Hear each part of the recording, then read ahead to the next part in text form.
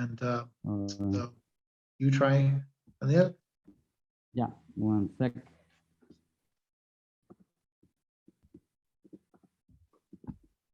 Can you see my screen?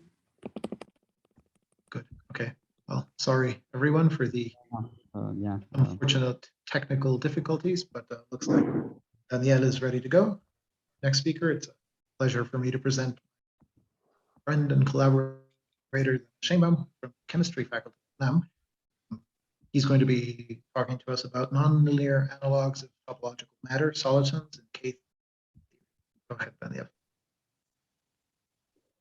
Okay, so thanks to the other organizers for inviting me to give a talk. And so yeah, I will talk about nonlinear analogs of topological matter, solitons and K-theory. So let's begin. So sorry. Here's an outline of my talk. And so first I'll review very quickly things that have already been said, but in the language of K-theory and perhaps a bit simpler than, well, algebraic topology as well, homotopy and other things, but in a simpler manner perhaps than the previous two talks, so more like an introduction in that sense. Then I will discuss a bit about nonlinear analogs, and here I apologize a bit for my abstract as well, because I think now that I think about it, it was a bit misleading, but you'll see why later on. And we'll discuss why, well, why we'll perform a linearization, and yeah, why people do it, right? And can we live with it? So, and finally, I'll discuss the role that Soliton stability conditions play, and in combination with crystalline symmetries. Also, what you could do in nonlinear systems, one of the things might be to use the moduli space, so what is known also as the space of Soliton solutions, and how it can combine with K-theory to produce new topological invariants. Okay, so so first, let's start by considering, say, a general topological space, which I'm denoting X, but here in this picture, X is sort of this shape with these holes. Well, they're more like handles in this case. And we're going to attach to each point in this space X a vector space of fixed dimension. And we're going to assume that, in a sense, it varies continuously as you move along in X. Okay. And so this construction is what is called the vector bundle over the space X, right? And so if this is sort of abstract, let me show you a trivial example. So consider a cylinder which is infinite in the vertical direction. And so we can consider this cylinder as a vector bundle, right, over a circle. Which circle? Well, I'm sort of denoting it here. Okay, and what is the vector space? Well, to each point we have a line, right, a real line, and that real line is a vector space, a real vector space of dimension 1, right? So, and it turns out that different way of writing this is that this is the cross product, the Cartesian product of my circle with the real line, and this object here is what is viewed as the bundle over this base here X. Okay. Oh, I forgot to mention. Please interrupt me with any questions you have. So let me show you now a non-trivial example. So if you've ever seen the Mobius strip, which is a non-orientable surface, if you take it and stretch it in the vertical direction arbitrarily, infinitely, right, you're gonna get something that's twisted, right? But it's also it turns out also to be a vector bundle over the circle, and at each point you also attach the a real line as the vector space, right? But this vector space is sort of twisting as you move along in X. Okay, and here's just to illustrate. So this is a non-trivial, topologically non-trivial vector bundle.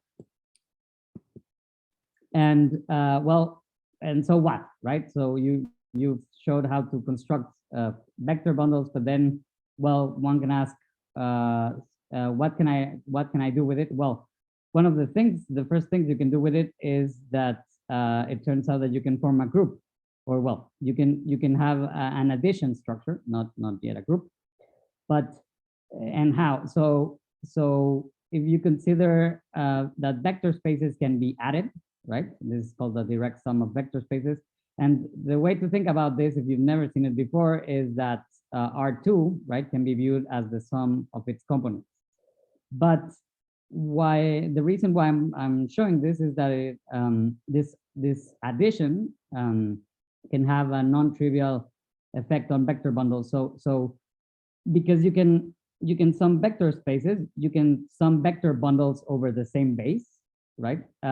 Just as long as you do the sum of vector spaces pointwise, right? So if I have two vector bundles and at each point I look at the corresponding vector spaces and then I add these pointwise, okay? And for example, here I'm showing the sum of two of these Mobius bundles, but what you get in the end is something that has a higher dimension, right? These are of dimension 1, the vector spaces. Here, the vector bundle has dimension 2, the vector spaces at each point.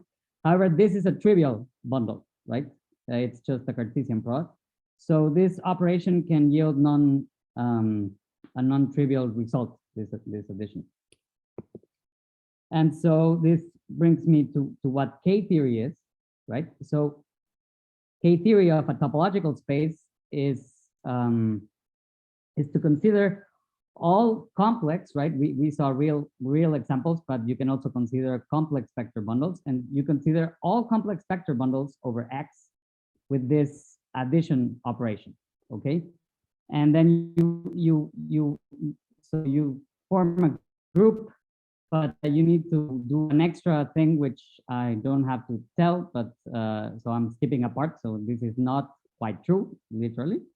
However, you get a group, right? And that's what algebraic topology is about. So whenever we're talking about topological numbers or that a quantity is topological, it means sort of to use some topological space and do a construction. And on that construction, you get out something which has an algebraic structure, like a number, right?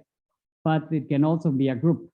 And so, for example, here, I'm gonna tell you what the values are. For example, for a sphere, you get 2 copies of the integers, which actually turns out to be the same as what you get for a torus. This is true only in dimension.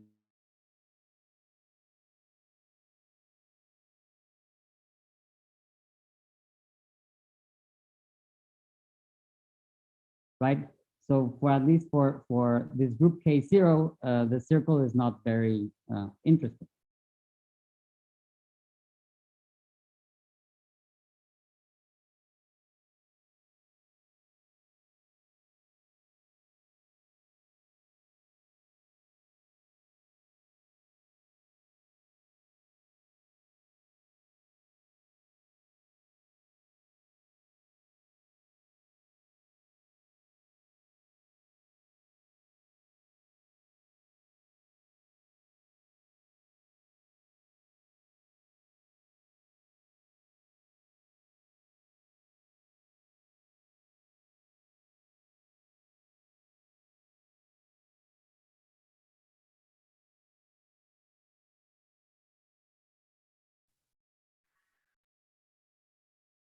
That's you're muted, Daniel. Sorry again. Yeah. Okay. So okay. So I don't know when I was frozen, but okay. So I see there's something in the chat. You might want to turn off your camera. I might consider turning off my camera. Sure. Give me a sec. Okay. I don't know. Oh, but so and so Horava, and also I should mention Volovic, but I think he used instead homotopy groups, but the idea is very similar. But the person who widely popularized the use of K-theory in condensed matter was Kitaev, doing his periodic table of topological insulators and superconductors, which by now has over close to 2,000 citations. So I'm just mentioning this because in the community at large, this is very well known, but in Mexico, for example, people have not heard much about K-theory and its applications, so that's why I mentioned it. And here, just as a quick review, I will present a version for systems with a boundary, which is due to Adam, Antolin, and myself. Sorry about that. So Adam, Antolin, Semenov, and myself, and it was published in 2016. So it's just a generalization of this work by, to systems with a boundary.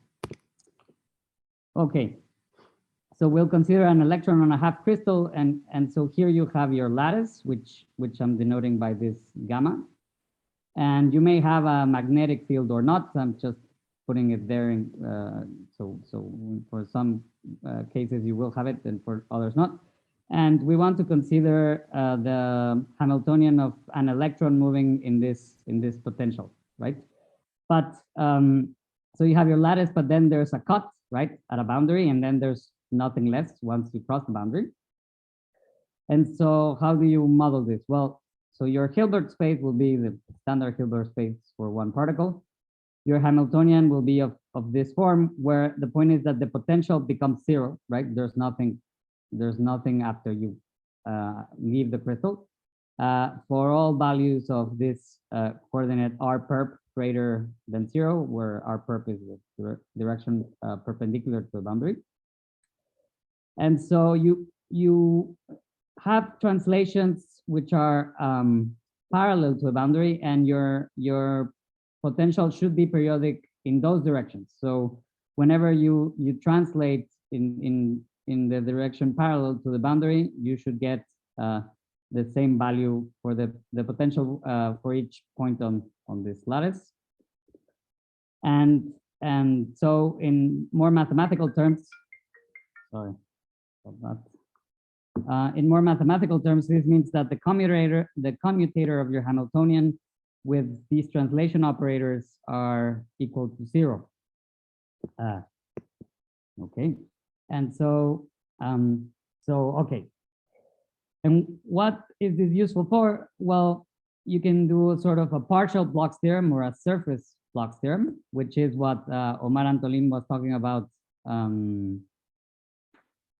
before, using this more fancy language of a direct integral decomposition. But the intuitive idea is the following: you sort of decompose your Hilbert space, right, as a direct sum, right, as a sum of components of subspaces, such that you have one subspace for each point K in your Brillouin zone, right? And why is this useful? Why? Since your Hamiltonian commutes with these translation operators, it means that you can sort of diagonalize in blocks, right? Your Hamiltonian, which intuitively looks like something like this, right? If H is your big matrix, well, you have diagonal matrix entries, one for each K, right? But this picture sort of breaks down a bit because you don't have smaller matrices, but what you have actually are still operators and in an infinite dimensional Hilbert space. And so your surface block Hamiltonian looks like this. And okay, so here I'm plotting the spectrum in the case, the spectrum of these block Hamiltonians in the case d equals 2. And so here the surface Brillouin zone, right? Because, so maybe I forgot to mention this a bit. So because we only have translations in the direction parallel to the boundary, we lose a dimension of our Brillouin zone. So we have a surface Brillouin zone, which is d minus 1 dimensional. And so here, even though d equals 2, the surface Brillouin zone is a circle, right? Which are, so I'm using as this interval but you're identifying these dotted lines, right? As is usually done. And so the spectrum, which varies as you vary in K, is composed either of the continuous part, which is this gray thing, or the discrete part, which is this green stuff, right? And since you move continuously, they form bands, right? And why is the gray part, the continuous part, called bulk, and why is this thing called the surface?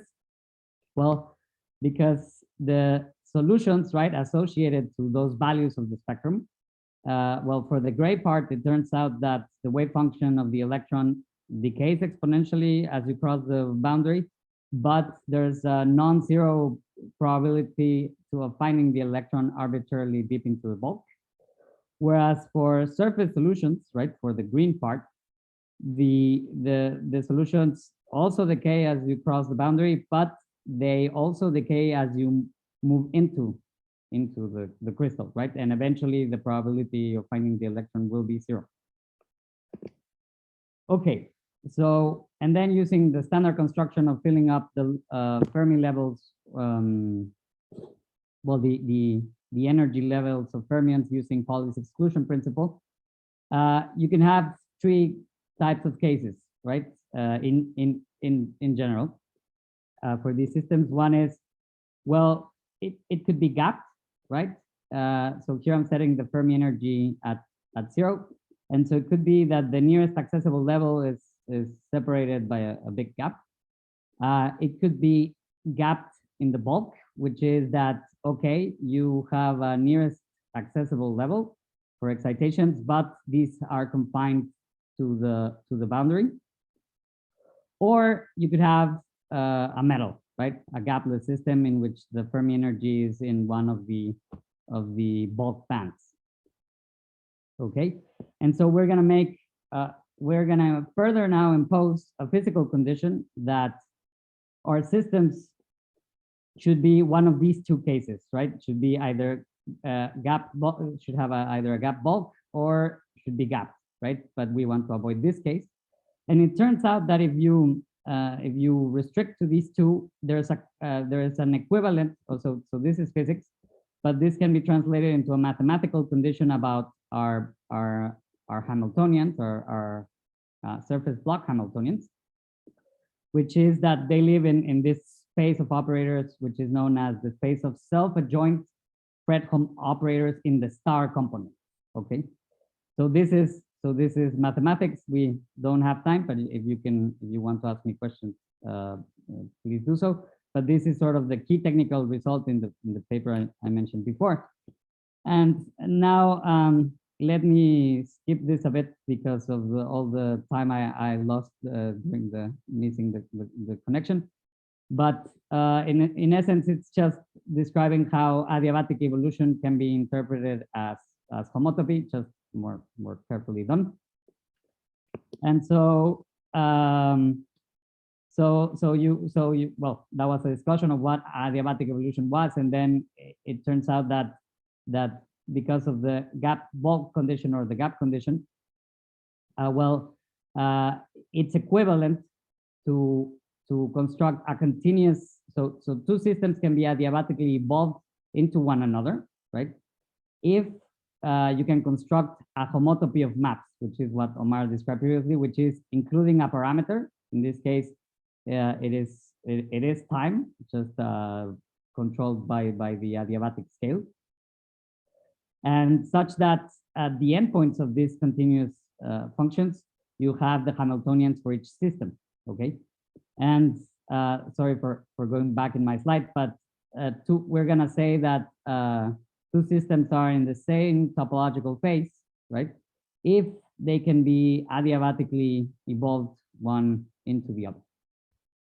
Okay, so using this interpretation, well, because of our key technical result, we can translate the following. So non-interacting fermionic topological phases on a half crystal satisfying the gap bulk condition are the same as homotopy classes of maps, right? From my surface Brillouin zone to this space of operators here. And then we can use a result by Atiyah and Singer that they published in '69. Atiyah and Singer are two of the most important mathematicians of the last half of the 20th century. And so they proved, right, that homotopy class of maps into this space of operators is the same thing as k-1 of the space that you have here, right? So if you put the two results together, what you get is that so you get k-1 of td-1 is what classifies this space on a half crystal, I should say. Okay. So here's a physical example, which I usually mention the interior quantum Hall effect, which is better known, but I think the more correct statement is about a Chern insulator. I always get them mixed up. And so here, the example is for d equals 2. And so the prediction, right, just doing algebra is that you have k-1 of the circle. And it turns out that k-1 of the circle is the same thing as the integer, okay? And in fact, the topological invariant is known, like there's a geometrical picture for it, which is called the spectral flow. And it's simply the number of crossings with a positive slope minus the number of crossings with a negative slope that has to be invariant, right? So here, if you count the number of crossings with a positive slope, we have 2. And then if you count the number of crossings with a negative one, we have 1. So the total spectral flow in this picture is 1, okay? And so what? So if now I try to evolve my system by changing some parameter, as long as I don't close the gap between the bulk bands, well, the number can change. So for example, if I raise my Fermi energy, right, this crossing and this crossing might eventually disappear, but I still have this crossing, or another surface band might appear, right, crossing here, something like this, and so it would add up a plus and a minus, but they cancel out, so the total spectral flow remains the same. Okay, and so you could say, okay, so this is a very pretty way of reformulating it, or maybe, but is it useful? And so the point I want to make, so this is the picture of a very famous paper by Hassan and Kane, a review paper, right? And my point is that this picture is the same picture as one published here, also by Atiyah and Singer on a separate paper. And so this was done 5 years before even the experimental discovery of the interior quantum Hall effect. So in a sense, I believe that the interaction between mathematicians and condensed matter physicists, you know, we should make an effort to make more events, I would say, a little bit like this one, and to communicate more with each other, right? Okay. So this is just a table with the full results for dimensions 1, 2, and 3. And for if you add time reversal symmetry and particle hole symmetry with their different combinations. Okay, but let me move on. By the way, at this point, are there any questions? Yes. Yeah. So in this table, why isn't there also chiral symmetry? That's an excellent question. Because we were lazy in our paper. It turns out that for these cases, mathematicians previously had already sort of calculated what the groups that you had to get, or at least there were tools to calculate them more simply. And if you want to add chiral symmetry,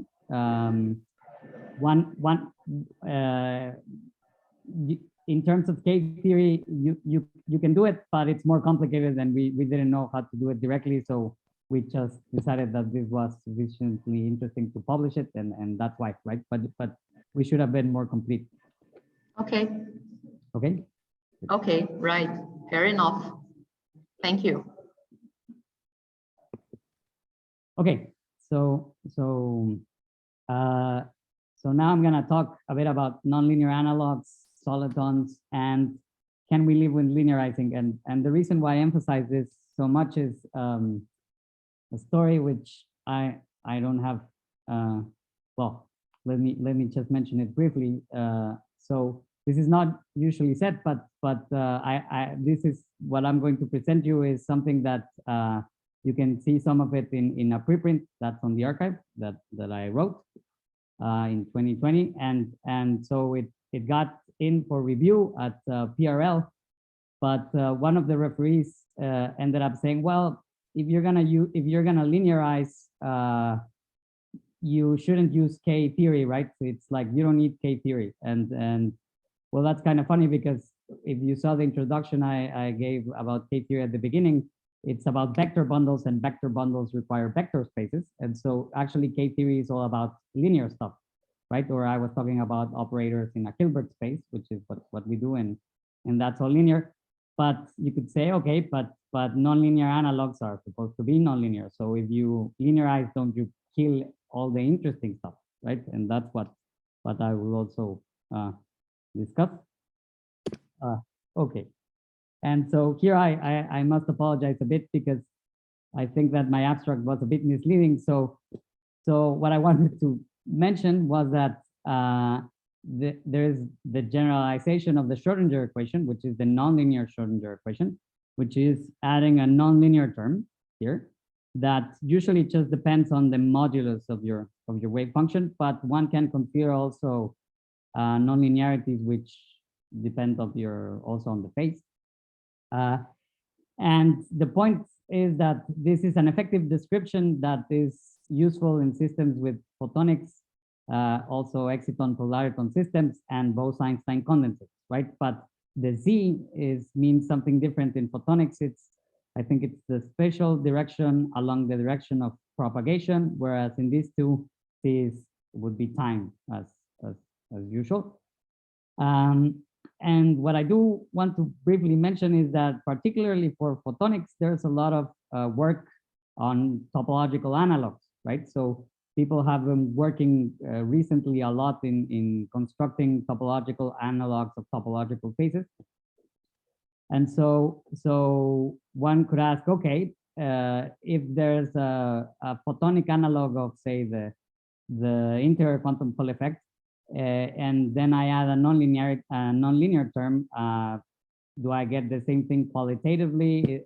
Does the nonlinearity add something interesting, or what can we say?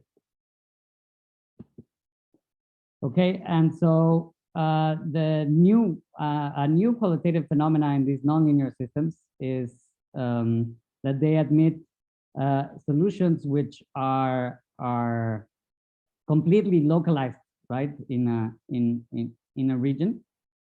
And so, you know, if you first factorize the time dependence in this form, and you know, solitons are, well, very roughly can be described as having you know, with this decaying properties, right, that they decay exponentially as x goes to infinity, and so here is a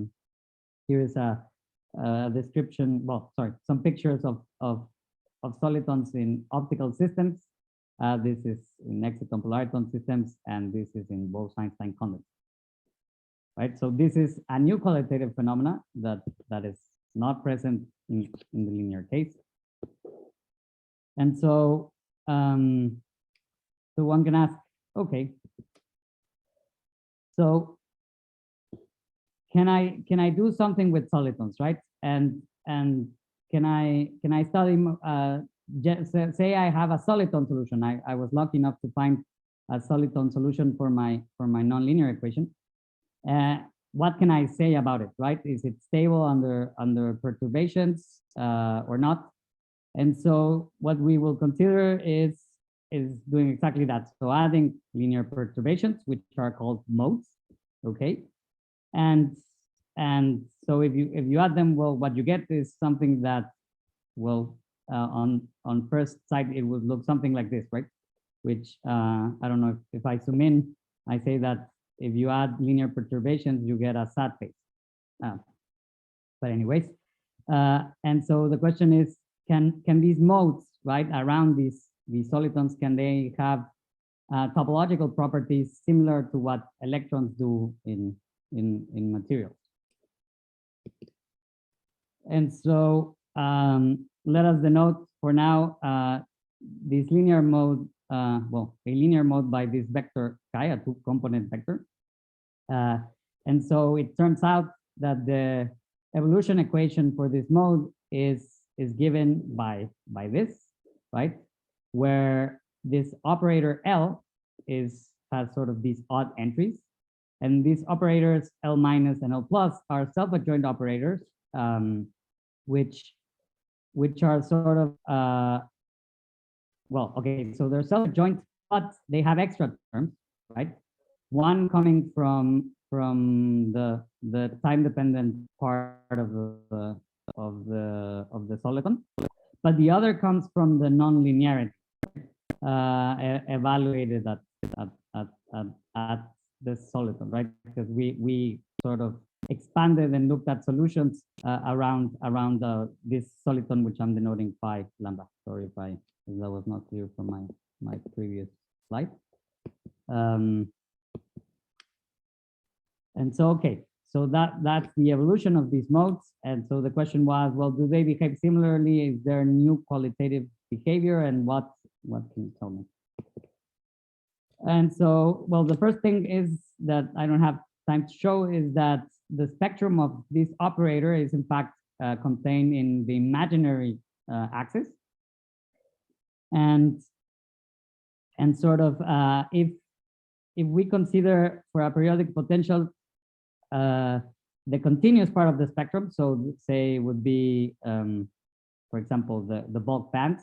You can think of it that way if you want, but so the continuous part of the spectrum is sort of the same, but if you go in the upper direction of the imaginary axis, but then it's reflected also as well, right? And then it's shifted because we have this plus and minus lambda, and then you have to multiply by I, okay? And so that would give you sort of the continuous spectrum. And the reason why this is so, right? It seems weird because I just told you, well, we have these extra terms.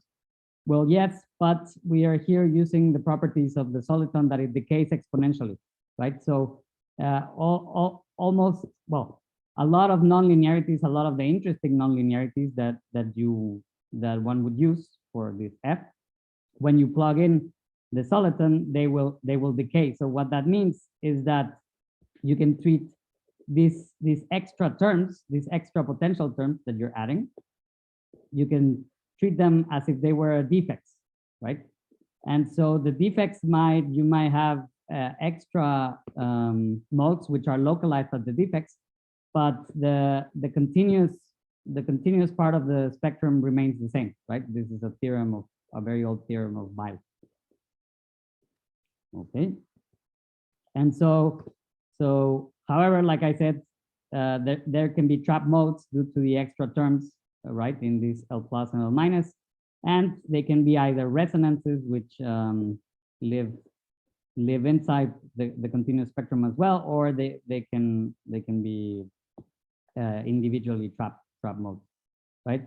And it does not. So these extra trap modes do not really need to be symmetric, right, with respect to zero.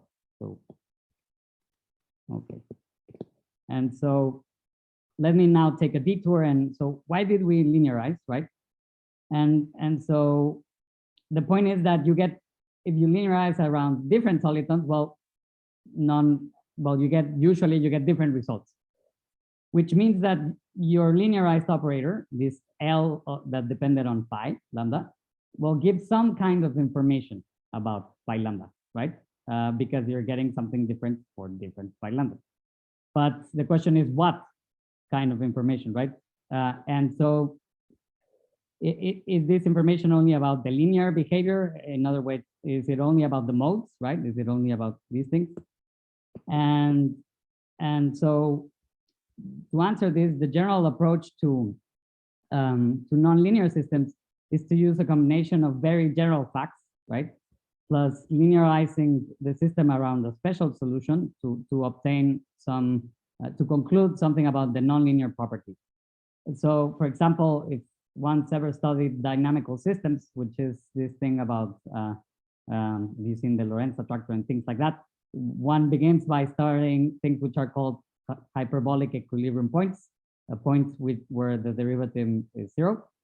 And there's this theorem called the Hartman-Grobman theorem that tells you, well, even if your system is nonlinear in some kinds of equilibrium points, which are these called hyperbolic, you can linearize and you can conclude that the stability properties around those points for the system are the same. And so in our case, in particular, way back in 85, Weinstein and well, much later, well, Weinstein for the case where you have, I believe it was not, there was no potential. And then much later it was generalized in this paper published in PRE to the case where you do have a periodic potential, so solitons on a lattice, as we were going to consider. They show that the linear properties of, in particular, this operator L plus, determine some of the nonlinear stability properties of our soliton by lambda, right? So even though we're looking at properties of the linearized operator, it turns out that depending on what you get, right, is whether or not your soliton is nonlinearly stable or not. Okay, which is I consider a non-trivial result. And so types of instabilities. So okay, so there's one called focusing, and this does not particularly involve the linear part, which is that your soliton may start to sort of shrink in width, but it starts growing in size, right? And until it blows up, right? And so this depends on the derivative of this quantity P to be less than 0, if I got the sign right. And where P is this thing here, which represents either the optical power in photonics or the particle number, right? And furthermore, there's a different kind of instability called drift instability, which is, say your soliton was sort of centered at x equals 0. And then you do an infinitesimal shift, right? You change the position a bit, right? Well, you would expect sort of the soliton to either come back to its original position or to stay where it moved, but it in fact starts drifting, right? It sort of acquires a non-zero and I would say not arbitrarily small momentum, and it starts moving until it goes, it drifts away, right? It disappears. And this instability depends on properties of this operator L plus. Okay, and so the property is that it needs to have no 0 eigenvalues, okay, and the number of negative eigenvalues has to be equal to 1, right? If you have more than one negative eigenvalue, you have this instability. Okay, and so having one negative eigenvalue, right? It means that you always and sort of this eigenvalue in general, it will not, it should not cross 0 because our soliton would become unstable. So that means that we always have a vector in our Hilbert space, right, of linear modes, which has to be below 0, right? And this is somewhat analogous to the gap condition, and we shall see that in a second. Okay, but up to here, are there any questions?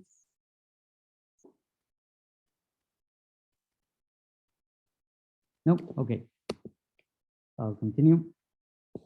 So, okay. So now, finally, after reviewing this very quickly, we can ask for stable solitons. What happens when we combine, say, a topologically non-trivial linear term, right? What would normally represent a topological system if this were quantum mechanics, and we add this nonlinear term.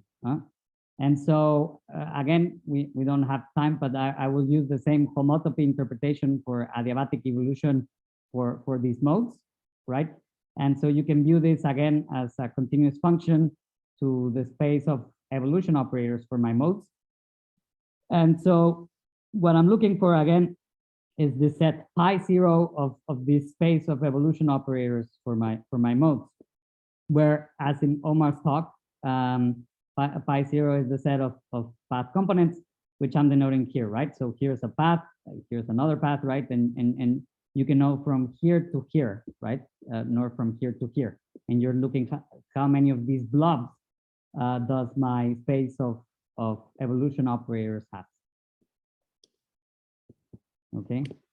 And so you can do a simple splitting, which simply looks at the eigenvalues which are below 0. And I note that this 0 is not the 0 of the Fermi energy, so not to be confused, right? This 0 is literally the 0 of, I mean, anyway, let me not get into that, but it's below. This 0 is below the Fermi energy. And so if you do this splitting, okay, what you get is sort of two things, right? You get this a projection onto here, and just the part which is above 0 of my evolution operator, in a sense. And what we can do is then say, okay, well, these things here, right? Because I'm evaluating them at the Soliton solutions. Well, as I argued before, we can treat them as impurities, right? But we know precisely that these things, if you have localized impurities, well, the continuous spectrum doesn't change. So what it means is that I can treat this thing as if it were ordinary periodic system, right? Without the impurities. And the extra thing that I get is this mode, which is relevant for stability, this projection here. So that means that my space of operators is equal to, as Omar was describing, it's equal to the space of maps, right? From a surface Brillouin zone, if I consider a system with a boundary, again to my space of path components, right? So if I do, so if I add a boundary, I can consider this thing exactly the same way as before in the first component, but I have an extra thing. And this extra thing is what Omar also explained in his talk, which is a Grassmannian, right? The space of one-dimensional subspaces in my Hilbert space of modes. And so this thing, well, it turns out that you can split it like this, okay? And so this is just isomorphic to k-1, as we had in the linear case, plus this extra term, okay? This extra term, which is cohomology. So Omar explained cohomology, and here I don't have much time to say it. Let me just say that it's also a construction in algebraic topology that it's used. Again, you can probably have seen it using differential forms. But here we have cohomology of a point, right? And so it turns out that the cohomology of a point is equal to 0. So this is equal to 0. So what we're getting essentially is that the modes seem to behave identical to the linear case, right? And so I'm here putting a sad face because it seems to be not very interesting, right? Okay, so you did all this show to see if you got something new out of exploring modes around solitons, and you're getting exactly the same thing.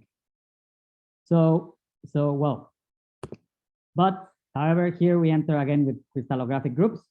So this is for dimension d equals 2. There's 17 groups, and they were all already represented in the Alhambra. I will not describe them in detail, but the point is that the construction that I presented before for the linear case, the quantum case, can be generalized to have now equivalent K-theory, okay? But this would again be exactly the same as in the linear case, so it would not be very interesting. But here, now we have something which is H2P of a point, okay? And the interesting thing is that this thing is no longer zero in general. Okay, in most cases it's not zero, and this is new. It's not present in the linear case. So these modes around the soliton, well, they can have these linear topological invariants which we are used to, but they can also have these new topological invariants. And the question is, well, how can you measure them or how to interpret them? In my preprint, I give an interpretation, but it's a bit mathematical, and I am not very satisfied with it. So I'm still working on a better one.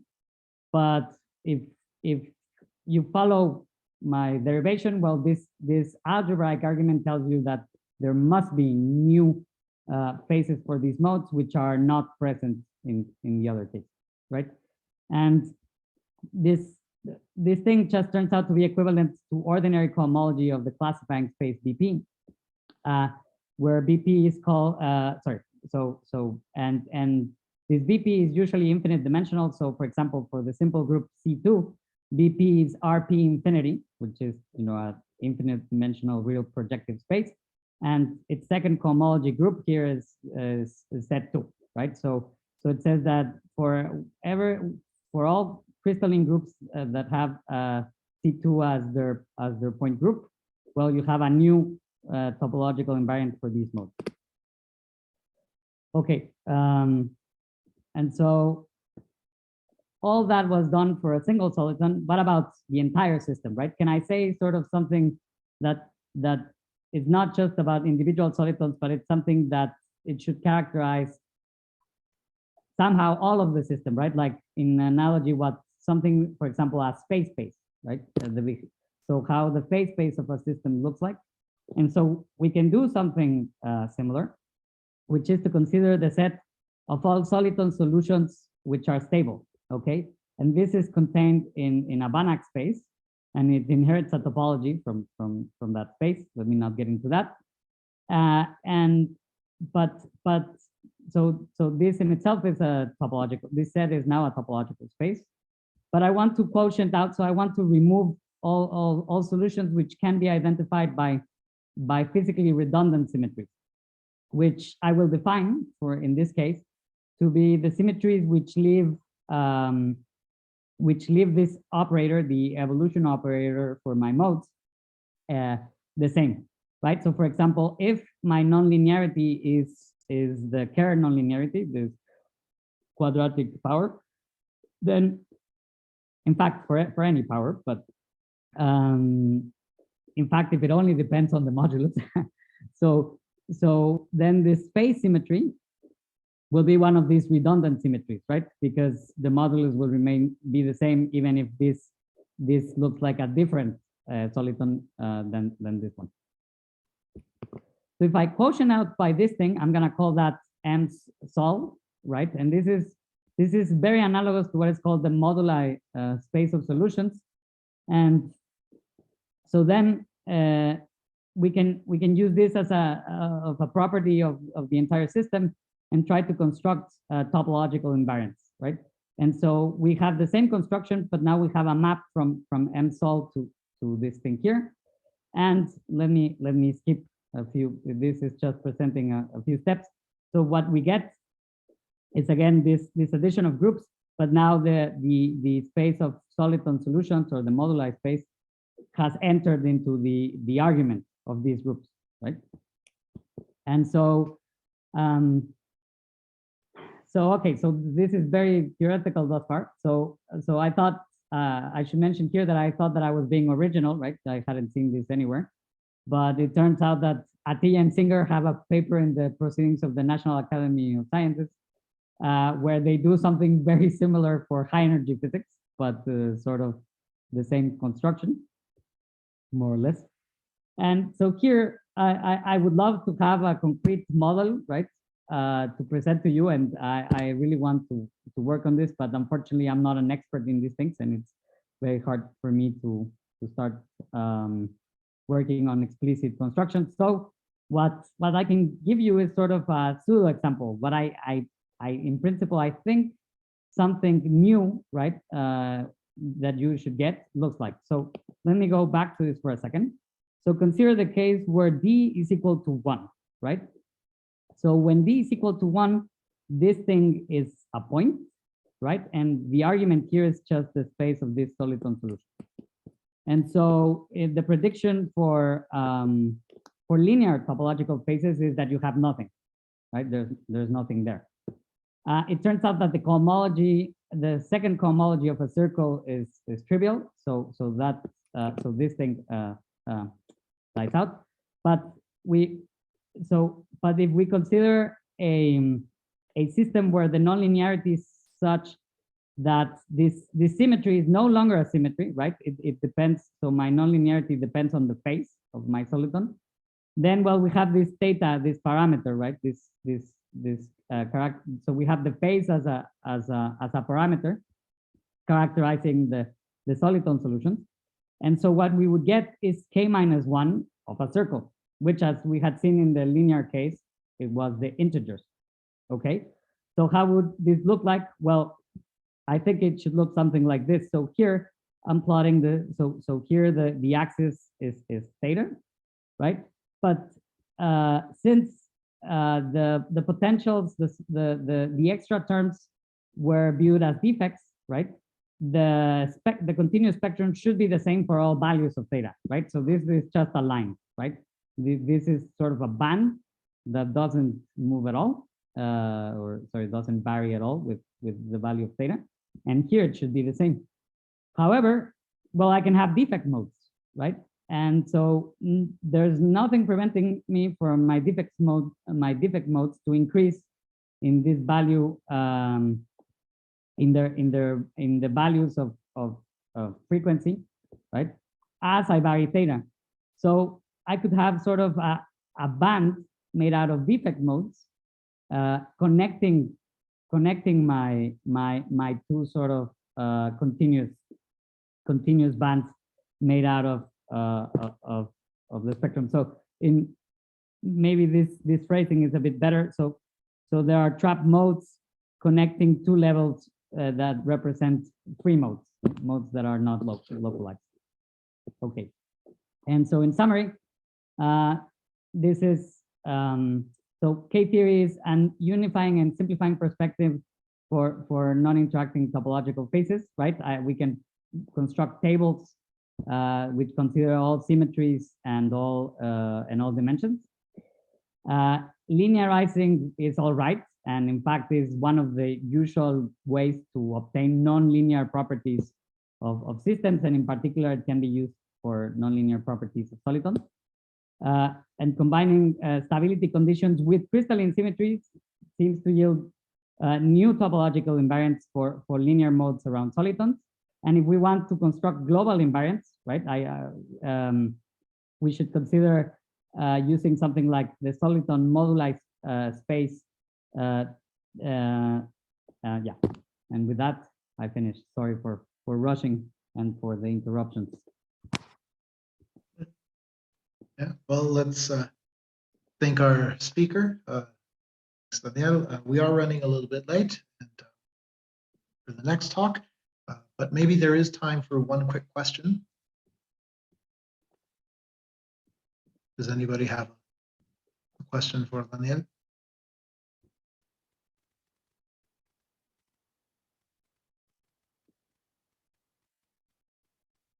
I see Rafael is ready. I think I've already asked you this before, Daniel, but do you know like what other kinds of spaces have are known to appear as moduli spaces of soliton solutions? Yeah, so here there's, so for example, there's for vortices, right? Vortices are also solitons, and these can have say non-trivial configuration spaces, for example. Mm-hmm. Or in fact, they can have interesting, if you put them, so sometimes if you put them on the plane, you don't get anything interesting, but if you put them on a Riemann surface, they have non-trivial topology. So mm-hmm. Yeah, so I'm interested in looking at these things and seeing if we can get something out of that. I see. Okay. Okay. All right. Well, thanks, everybody. Yeah. Well, so if there are no further questions for the panel, let's just thank them again.